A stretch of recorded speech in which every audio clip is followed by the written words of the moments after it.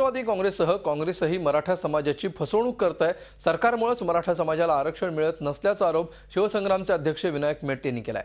10 जानेवारीला मुदत संपूनही पुन्हा 2 महिन्यांची मुदतवाढ सरकारने घेतल्यामुळे मेटेंनी सरकारचा निषेध केला। लोकसभेच्या निवडणुकीपूर्वी आरक्षण मिळणे अवघड आहे, त्यामुळे 2 फेब्रुवारीला नाशिकमध्ये मराठा समाजाचा इशारा मेळावा घेण्यात येणार आहे। सरकारने केलेल्या फसवणुकीविरोधात दिल्लीत देखील आंदोलन करण्याचा इशारा त्यांनी दिलाय। चालढकलपणा शासनाच्या वतीने समितीच्या बद्दल चालू झालेला आहे आणि महाराष्ट्र शासन जे आरक्षणाच्या दृष्टिकोनातून अत्यंत महत्त्वाचा विषय असणार आहे तो म्हणजे मराठा समाजाचा सर्वे करून डेटा एकत्र करणं, हे आणखीन कोणत्याही गोष्टीला सुरुवात केलेली नाही।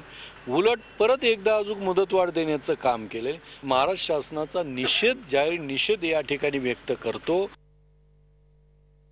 विनायक मेटे बोलतात एवढी सोपी गोष्ट नाही आहे, त्यांचा अज्ञान आहे आणि मी तर म्हणेन की त्यांना कोणी ऑथराइज केलं माहीत नाही की मराठ्यांचे नेते म्हणून, की त्यांनी ज्या प्रकारे नाराजी व्यक्त केली मराठ्यांच्या आरक्षणावर त्यांनी आमदारकी मिळवतात, तो त्यांचा राजकीय फायदा झाला।